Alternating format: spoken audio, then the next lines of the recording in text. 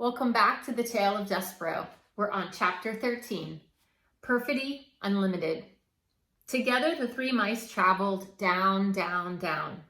The thread around Despereaux's neck was tight. He felt as if it was choking him. He tugged at it with one paw.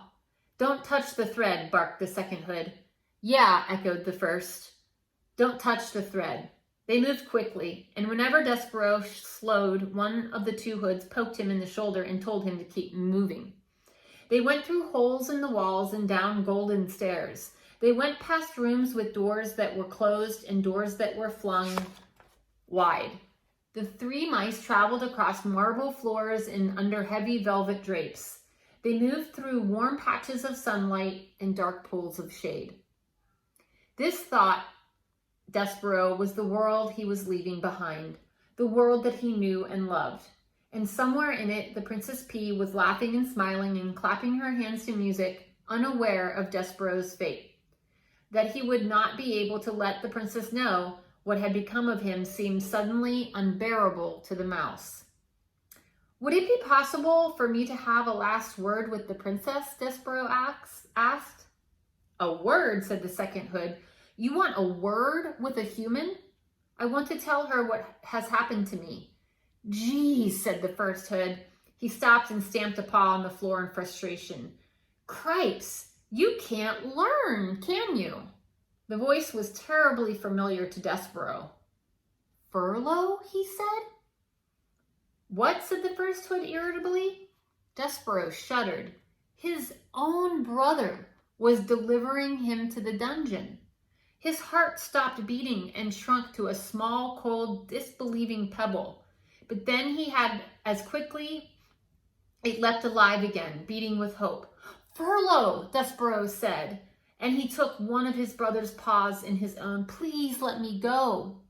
Please, I'm your brother." Furlough rolled his eyes. He took his paw out of Despereaux's hand. "No," he said, "no way." "Please," said Despereaux. "No," said Furlough. "Rules are rules." Reader, do you recall the word perfidy? As our story progresses, perfidy becomes an ever more appropriate word, doesn't it? Perfidy was certainly the word that was in Despereaux's mind as the mice finally approached the narrow, steep stairs that led to the black hole of the dungeon. They stood, the three mice, two with hoods and one without, and contemplated the abyss before them. And then Furlough stood up on his hind legs and placed his right paw over his heart. "For the good of the castle mice," he announced to the darkness, "we deliver this day to the dungeon a mouse in need of punishment. He is, according to the laws we have established, wearing the red thread of death." "The red thread of death," repeated Despereaux in a small voice. Wearing the red thread of death was a terrible phrase, but the mouse didn't have long to consider its implications because he was suddenly pushed from behind by the hooded mice. The push was a strong one, and it sent Despereaux flying down the stairs into the dungeon. As he tumbled whisker over tail through the darkness, there were only two words in his mind. One was perfidy, and the other word that he clung to was P. Perfidy, P. Perfidy, P. These were the words that pinwheeled through Despereaux's mind as his body descended into the darkness.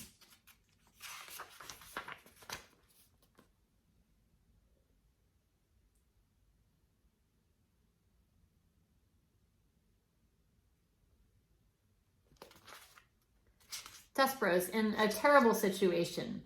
It seems unescapable. What do you think is going to happen to him in the dungeon where the rats are? I'm worried about Despereaux, but I do know in every good story, an author develops a plot, a huge problem for a character to overcome. I'm hopeful that Despereaux is going to find a way out of this and find his happily ever after. How about you?